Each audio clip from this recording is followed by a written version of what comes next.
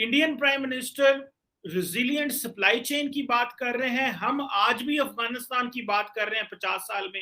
हमारी प्रायोरिटी 50 साल बाद भी अफगानिस्तान है और इंडिया की प्रायोरिटी 50 साल बाद रिजिलियंट सप्लाई चेन है। डॉक्टर साहब, इस एससीओ का फायदा उठा के क्या पाकिस्तान को, इंडिया को और ईरान को, अफगानिस्तान को और बाकी ममालिक को अपने अंदर से एक ट्रांजिट रूट नहीं ऑफर कर देना चाहिए था, जिससे एक बहुत बड़ा ब्रेक थ्रू होता और बल्कि हम इंडिया को डिफेंसिव मोड पे लेके आ सकते थे उससे, अगर हम ये ऑफर करते। आप इस एससीओ को, इस पॉलिटिक्स को और ये जो बायलैटरल रिलेशन है, इसको आपने कैसे रीड किया सर? देखिए चीमा साहब, मैं पिछले दिनों में जब से ये एसईओ हो रहा है, मैं इंटरनेशनल आर्टिकल्स पढ़ रहा हूँ, मीडिया किस तरह उसको कवर कर रहा है, क्या दुनिया का इसके बारे में इमेज क्या था। दर हकीकत अगर सोचा जाए तो इस दफा एसईओ का टोटल जो बयानिया था या जो भी उनका मैंडेट था, वो सिर्फ यूक्रेन के बारे में बात करना था। और उसमें दो बड़े कंट्री जो समझते हैं कि इस वक्त अमेरिका को किस तरीके से कार्नर करना है, वो दो बड़े कंट्री हैं, रशिया और चाइना। रशिया और चाइना ने, बल्कि इसमें बिलखसूस पुतिन साहब ने सारा फोकस रखा है कि किस तरीके से चाइना को खुश किया जाए, क्योंकि उन्होंने यूक्रेन के इस सारे जो वॉर में चाइना ने उनको सपोर्ट भी किया और चाइना ने उनके साथ मिलकर एक मिलिट्री एक्सरसाइज भी की। और ये टोटल इसके अलावा उन्होंने किसी तीसरी चीज के ऊपर तवज्जो देने की कोशिश नहीं की। सैलाब एक बहुत बड़ी बात थी पाकिस्तान के अंदर, किसी ने उसका जिक्र नहीं किया। पाकिस्तान, आप कहते हैं, अफगानिस्तान के हवाले से बात करता है क्योंकि उसकी वजह यह है कि अफगानिस्तान के साथ डॉलर अटैच है। इस वक्त अगर देखा जाए तो पाकिस्तान के अंदर से जितने डॉलर बढ़ रहे हैं, जो डॉलर की प्राइस ऊपर जा रही है, डॉलर बढ़ रहा है, उसकी एक बड़ी वजह यह भी है कि वहां से सारे पैसे जो डॉलर है सारे अफगानिस्तान जा रहे हैं। पहले माजी के अंदर पाकिस्तान ने अफगानिस्तान के जरिए बड़े पैसे बनाए हैं, इसमें कोई शक नहीं है। It was a big opportunity for Pakistan. तो वो पाकिस्तानियों को हमेशा उसी के ख्वाब नजर आते रहते हैं कि यार कहीं डॉलर आए तो चले, हो सकता है हमें भी मिल जाए, चले ना भी मिले तो हमारे पाकिस्तान के अंदर डॉलर के ऊपर से उसका जो है वो प्रेशर उठे। हालांकि वो अफगानिस्तान इस वक्त बिल्कुल पाकिस्तान को ना सिर्फ अबैंडन कर चुका है, वहां के लोकल शहरी जो है पाकिस्तान और पाकिस्तानियों से नफरत करते हैं। इसमें बेशक, इसमें कोई ढकी छुपी बात नहीं है। और पाकिस्तानियों को भी, पाकिस्तानी जो हुकूमत है उनको पता है, एस्टेब्लिशमेंट को पता है कि नफरत करते हैं। बल्कि परसों हादसा हुआ है, दो तीन हमारे फौजी शहीद हुए हैं उस एरिया के अंदर, और वो मुसलसल अटैक कर रहे हैं पाकिस्तान के ऊपर। पाकिस्तान के बॉर्डर को वो रिकॉग्नाइज नहीं कर रहे। इस वक्त उनको अगर दुनिया में रिप्रेजेंट कर रहा है तो वो कतरी कर रहे हैं, कतर कर रहा है उनको रिप्रेजेंट। और उनका झुकाव आज भी जो है वो भारत की तरफ ज्यादा है वर्सेस पाकिस्तान, क्योंकि उन्हें नजर आता है कि भारत से, जो अफगानी समझते हैं कि भारत से कुछ पैसे निकल सकते हैं। भारत जो है पहले भी वहां बड़े बड़े प्रोजेक्ट करता रहा है, उनकी पुलिस को ट्रेन करता रहा है, उनकी आर्मी को ट्रेन करता रहा है, बल्कि उनकी पार्लियामेंट की बिल्डिंग बना के उन्होंने तोहफे में दी थी। पाकिस्तान के साथ इस वक्त अफगानी पाकिस्तानियों से उतनी ही नफरत करते हैं जितनी बंगाली नफरत करते हैं। उनके जहन में ये डाल दिया गया है कि अफगानिस्तान की सारी मिजरी जो है, अफगानिस्तान की सारी मुश्किलात का जो एक ही सोर्स है वो पाकिस्तान है। और ये अफसोस वाली बात। और दूसरा, लेकिन एससीओ के हवाले से अगर देखा जाए तो वहां पे मैंने जिस तरह अर्ज किया कि यूक्रेन की वार के अलावा उन्होंने कोई चीज किसी पे तवज्जो देने की कोशिश ही नहीं की, जो कि ज्यादती है। हालांकि अगर रीजनल है, 8 कंट्रीज हैं, तो उन्हें चाहिए था कि हर कंट्री के इश्यूज को डिस्कस किया जाए।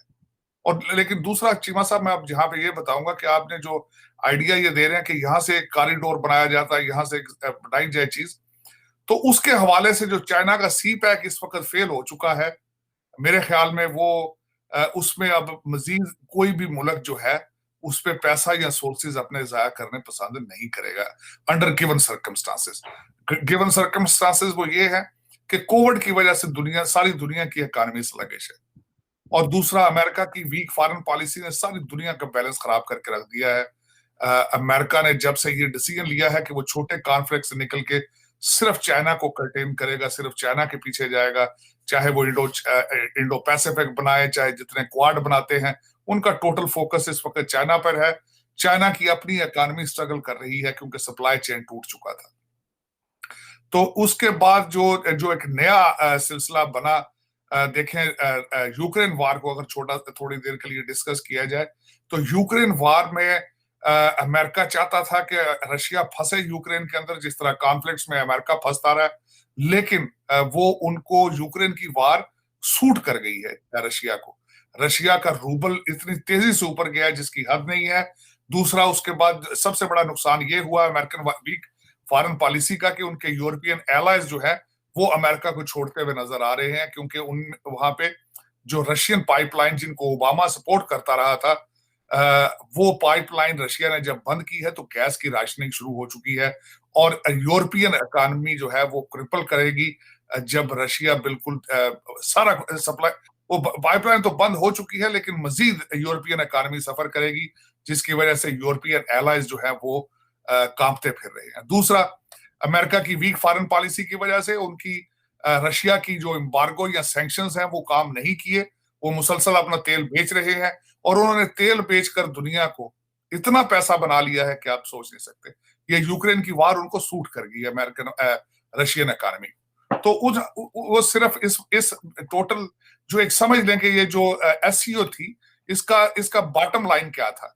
दोनों मुल्कों ने मिल के, रशिया ने और चाइना ने, सिर्फ यही इस एससीओ के जरिए कोशिश की है कि अमेरिकन इन्फ्लुएंस किस तरह रोका जाए, अमेरिका को किस तरीके से जो है स्नब किया जाए, और वो उसमें काफी हद तक कामयाब भी है, क्योंकि इस वक्त चाइना और रशिया का जो आपस में इत्तेहाद है, उनको अमेरिका की दुश्मनी सूट, दोनों का ऑब्जेक्टिव यही है कि अमेरिका को कॉर्नर किया जाए, और उसमें वो काफी हद तक कामयाब है। यूरोप जो है वो डायरेक्ट यूरोपियन एलाइज जिनको कभी अमेरिका ने सोशलिज्म से बचाया था, मार्शल प्लान दिया था, अब वो डायरेक्टली फ्रांस, जर्मनी और इंग्लैंड डायरेक्ट रशिया से खुद बातें करते हैं अपने सोल्यूशन हल ढूंढने के लिए।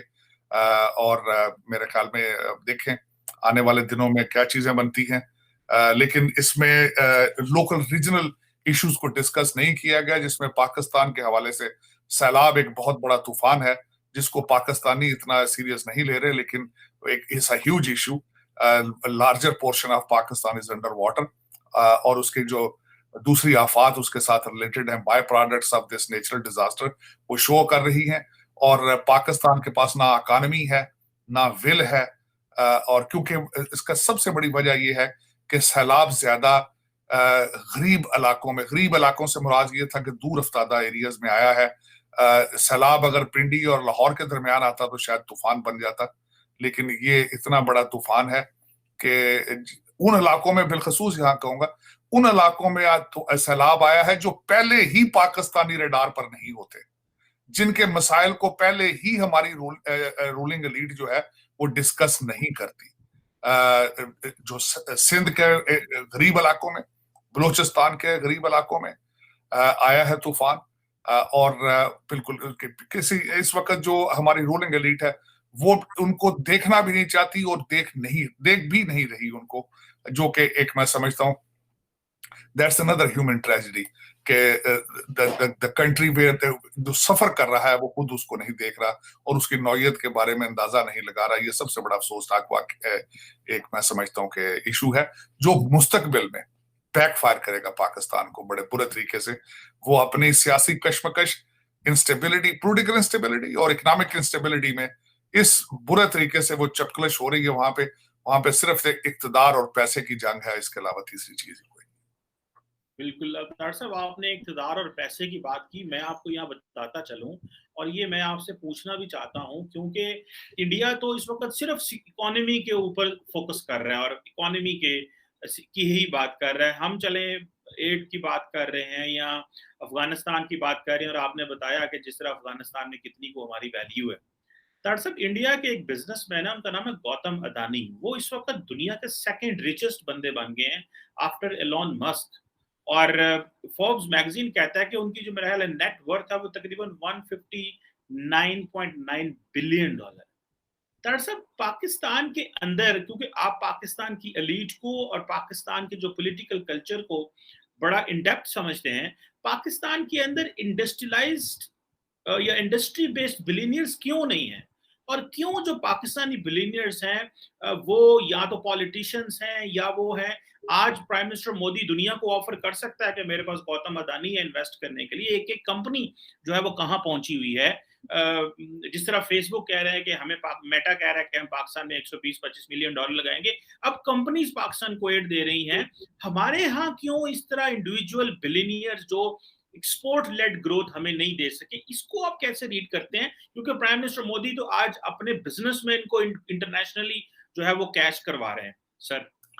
देखिए, उसमें चीमा साहब, अक़वाम जो होती, कौमें होती हैं, उनके डिसीजन, जो पुराने डिसीजन, मैंने इस इंडिया की इकोनॉमी के ग्रोथ के बारे में मैंने पढ़ा है इसके बारे में, तो उसमें उनके अर्ली डिसीजन जो है 1947 से लेकर आज तक अगर देखा जाए तो उनके जो डिसीजन पहले जो लगते थे कि अच्छे डिसीजन नहीं है उनके, लेकिन वो सारे आप उनको जब अकेला बैठ के सारी उसकी मैंने रिसर्च की तो वो सारे इस वक्त उन सब का फ्रूट आज निकल रहा है। अब मैं वो छोटी सी बात बताऊंगा कि उन्होंने शुरू में 1947 में इंपोर्ट पे पाबंदी लगा दी और फिर उनका झुकाव रशिया की तरफ था। रशियन आज भी भारत जो है वो दुनिया में सबसे ज्यादा असला खरीद रहा है रशिया के साथ, आज तेल भी ले रहा है तो रशिया से ले रहा है। तो वो रशिया के रिलेशनशिप क्योंकि नजदीक था रशिया और सोशलिस्ट कम्युनिस्ट माइंडसेट था, तो इंडस्ट्रियल रेवोल्यूशन लाया गया, वहां गाड़ियां अपनी बनाई गई, रेफ्रिजरेटर अपने बनाए गए। ये सारा इंपोर्ट का सिलसिला तो अभी 20 साल 25 साल पहले खोला उन्होंने। फिर उसके बाद उनकी इंटरप्शन नहीं हुई, मार्शल लॉ वहां पे नहीं लगे। उनका जो सबसे बड़ी बात, जिसको जमहूरियत कहते हैं, दुनिया में सबसे बड़ा इंतकाम जमहूरियत होता है, इसको सही तरीके से उन्होंने यूज किया है इस चीज को। आज उसकी सबसे बड़ी मिसाल मौजूद है। आम पार्टी एक इतने लार्जर स्केल पर नहीं है, लेकिन पंजाब में आई है, लोग उनको लेकर आए हैं। सबसे बड़ी जमहूरियत की अच्छी मिसाल ये है आम पार्टी का पंजाब में आना। इसका मकसद ये है कि जमहूरियत is democracy is working there. अब उसके बाद पाकिस्तान के हवाले से अगर देखा जाए, एक तो हमारी सियासी नशोनुमा नहीं हो सकी जिसका मुजाहरा आज भी आप देख रहे हैं। वजीर आजम के खिलाफ अदम एतमाद आती है तो वो कहता है मैं मुल्क की तबाह कर दूंगा, मुझे क्यों निकाला गया है। और क्योंकि उसको सियासी नशोनुमा नहीं है, कौम की सियासी नशोनुमा नहीं हो सकी, लोग जमहूरियत को समझ ही नहीं सके। आज वो एक एक्स प्राइम मिनिस्टर बार बार शोर करता है कि शफाफ इलेक्शन कराओ, शफाफ इलेक्शन कराओ। कल मरियम नवाज ने बिल्कुल अच्छा जवाब दिया, उसने कहा सूबा सरहद की असेंबलियों से रिजाइन दो, पंजाब की असेंबलियों से रिजाइन दो, तो इलेक्शन तो मैंडेटरी हो जाएगा फिर। लेकिन वो अनोखा लाडला जो है वो कहता है मैं इस्लामाबाद पर हमला करूंगा। अब कल भी उन्होंने अपने जलसे में कहा है कि मैं काल दूंगा। काल देने से मुराद यही है कि अटैक ऑन इस्लामाबाद। तो इन वजूहात को, दूसरा मैं आखिरी पॉइंट ये कहना चाहूंगा चीमा साहब, इकोनॉमीज हमेशा ग्रो करती हैं जहां लॉ एंड ऑर्डर के हालात बेहतर, जहां पॉलिटिकल इंस्टेबिलिटी हो, जहां झगड़े शुरू हो, जहां की अदलिया पे क्वेश्चन मार्क हो, जहां पे आप कहते हैं इन्वेस्टमेंट पाकिस्तान में आए। यहां पे आजकल मुमालिक जो वेस्टर्न सिविलाइजेशन है उनको यही नहीं पता कि बात आपके सियासी सेटअप से करनी है या एस्टेब्लिशमेंट से करनी है। दुनिया आज तक कंफ्यूज है कि आप हुज रनिंग पाकिस्तान, वह इन्वेस्टमेंट कहां से आएगी। अगर आप इन्वेस्टमेंट, आपके पास आज $10 बिलियन हो, आपने कहीं फैक्ट्री लगानी हो तो आप किस एरिया में लगाना चाहेंगे? आप वहीं लगाना चाहेंगे जहां लॉ एंड ऑर्डर के हालात बेहतर हो, जहां की अदालतें कल को अगर आपके पास हाथ को मसला होता है, आपकी अदालतें आपको इंसाफ देगी।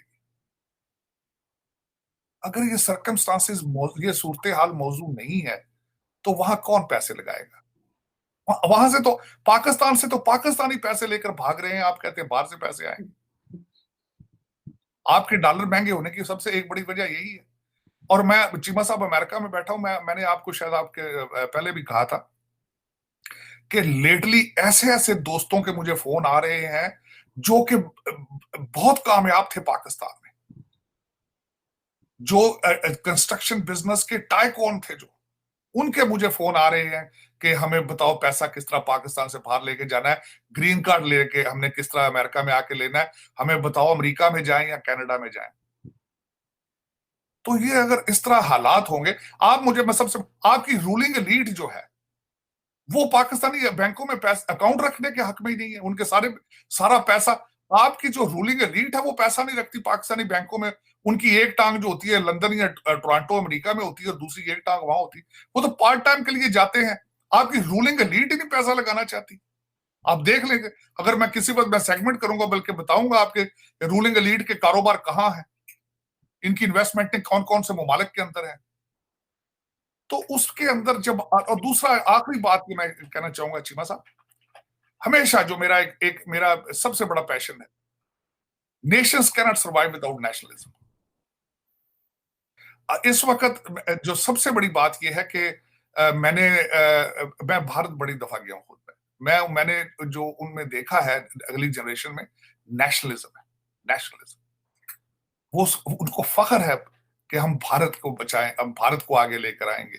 और दूसरा उनके डिसीजन देखें, उन्होंने स्टेटों को, फेडरेशन सही तरीके से काम कर रही है, स्टेटों को प्रोजेक्ट भेजे जाते हैं, फेडरल गवर्नमेंट भेजती है, और उसके बाद देखें जिस तरीके से उन्होंने 3-4 इंडस्ट्रियां हैं उनके ऊपर मैनिपुलेट कर रहे हैं पूरी दुनिया को। फार्मास्यूटिकल देख लें आप, उन्होंने डिसीजन लिया कि फार्मास्यूटिकल में आगे जाएंगे, उन्होंने उसकी एक्सट्रीम पर गए। उन्होंने बॉलीवुड है, मूवीज की एक्सट्रीम पर जाते हैं। आईटी को उन्होंने आईटी हब बना दिए। और मैं आखिरी बात इस पे एक और ऐड चीज करूंगा कि आगे अभी आप दुनिया में देखेंगे इसका इम्पैक्ट भी। उन्होंने 10 साल में 11वें से पोजीशन से 5वें नंबर पर आए हैं। अभी आप आगे मजीद देखेंगे आप। अब वो मैं आखिरी बात जो ऐड करना चाह रहा था, उसकी वजह ये है, उसकी सबसे बड़ी वजह यह है कि इंडिया की पॉपुलेशन इतनी है, और उन्होंने तालीम इस तरीके से, क्वालिटी एजुकेशन इस तरीके से अपनी इंप्रूव की है। आपको दुनिया का हर मुल्क में देखेंगे कि जो भारतीय सिटीजन होंगे, they will be playing a की रोल। हमारी लेबर जब जाती है तो हमारी लेबर अनस्किल्ड जाती है। आपके क्योंकि आपके अंदर तबाही है, आपके अंदर कुछ भी नहीं है। आप सिर्फ माइक्रोफोन, आप स्पीकर पे खड़े होकर कह देते हैं 1 करोड़ नौकरियां, वरना आपने 1 करोड़ नौकरियां खत्म की हैं। बच्चे भाग भाग के पैदल यूनान और यूरोप जा रहे हैं आपके, लेकिन अनस्किल्ड जाते हैं, बाहर के मुल्कों में भी मजदूरियां करते हैं लोअर लेवल की। भारतीय निकलते हैं, आईटी की तालीम लेकर जाते हैं, वीजे लेकर जाते हैं। तो तालीम लेकर जाते हैं तो उनका बाहर इन्फ्लुएंस होता है, वो सही तरीके से इंडियन डायस्पोरा बनता है। और आप सिर्फ इसी बात पे खुश हैं कि हमारी बाहर से रिमिटेंस इतनी आ रही है, क्योंकि आप बच्चे अपने बेचते हैं। आप अपने बच्चे, अपनी यूथ जो है, ब्रेन ड्रेन के जरिए, आज भी मैंने आपको चैलेंज करता हूं, बैचलर डिग्री नहीं है, किसी अच्छी एसोसिएट डिग्री मुझे ले दें, किसी अच्छे, इसी में किसी मैकेनिकल में आगे पीछे, बच्चा लेता जाता है, शाम को ऑस्ट्रेलिया कनाडा वो माइग्रेट कर जाता है। आपके पाकिस्तान में यूथ सिर्फ और सिर्फ वो बची है जिनको वीजे नहीं मिल रहे, या जिनके पास सोर्सेज नहीं कि बाहर जा सके, या फिर वो कारोबारी अमीर लोग हैं, उनके बिगड़े बच्चे हैं, उनकी भी कोई विल नहीं है, वो सारे पीटीआई के डीजे भट्ट के मुरीद हैं सारे। तो आपका फ्यूचर, मैं और खास कर चीमा साहब, मैं इतना दुख के साथ ये कहूंगा, आपका फ्यूचर इतना बुरा नजर आ रहा है। आप अभी तो बच गए हैं डिफॉल्ट से, आईएमएफ के कहने से, हालांकि आपने कोशिश की है, सूबा सरहद के चीफ मिनिस्टर ने कोशिश की है कि आप डिफॉल्ट हों, पंजाब के आपके लगारी साहब ने और इमरान खान ने कोशिश की है कि आप डिफॉल्ट हों आप, लेकिन बच गए आप। लेकिन आप डिफॉल्ट से बच नहीं सकेंगे आप। उसकी वजह यह है, आपकी तबाही जो है हर दीवार पे लिखी है। आपने $30 बिलियन 2 सालों में देना है।